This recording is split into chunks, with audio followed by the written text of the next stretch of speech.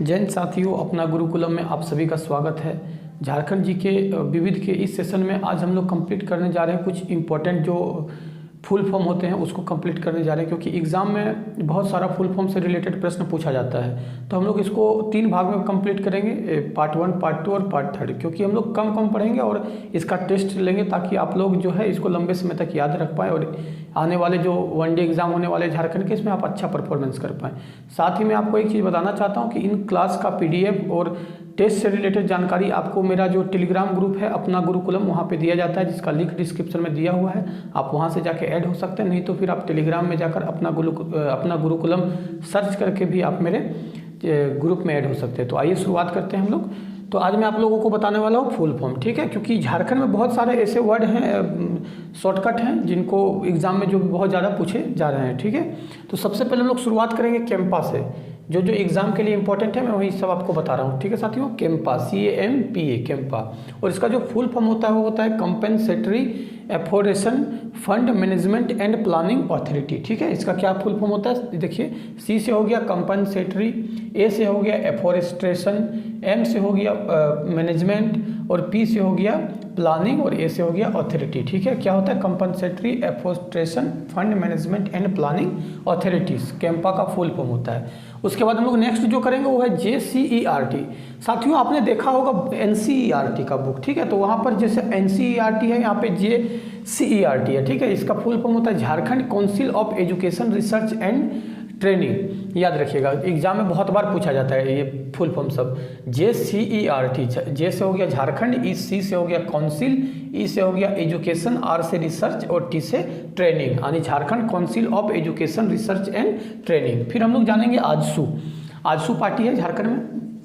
तो आजसू का full form होता है ऑल झारखंड स्टूडेंट और यूनियन, ठीक है। क्या होता है ऑल स्टूडेंट झारखंड यूनियन, या तो आप इसे ऑल झारखंड स्टूडेंट यूनियन भी कह सकते हैं, कोई दिक्कत नहीं है। फिर नेक्स्ट आता है JMM, झारखंड मुक्ति मोर्चा, जिसकी अभी सरकार है, तो हो सकता है कि एग्जाम में आपको देखने को ये सब मिल सकता है, आप याद रखिएगा। फिर बहुत ही इंपॉर्टेंट जो है CNT एक्ट और SPT एक्ट।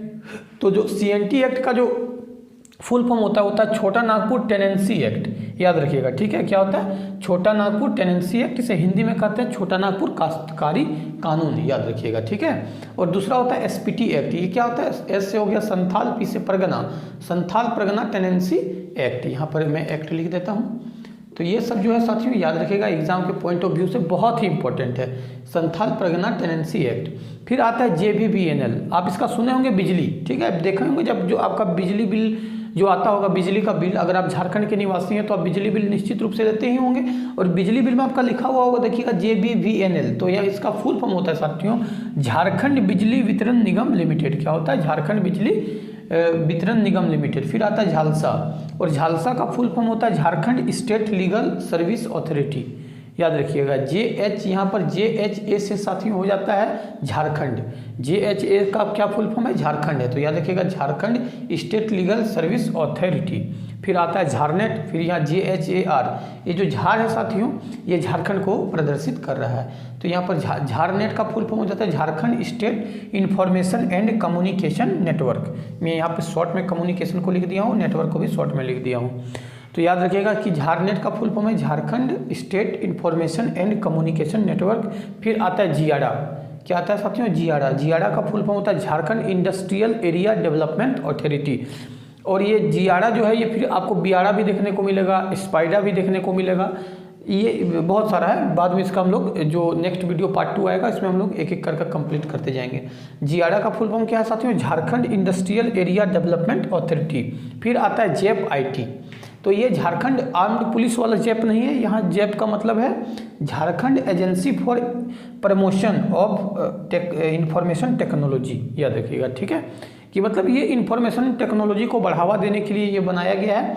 इसका फुल फॉर्म है JEP-IT, याद रखिएगा Jharkhand agency for promotion of information technology, मतलब झारखंड की ऐसी एजेंसी जो कि प्रमोशन करती है किसको, इंफॉर्मेशन टेक्नोलॉजी को। एक बार मैं फिर से आपको इसको डिस्क्राइब करता हूँ और यही याद करवाने का प्रयास करता हूँ।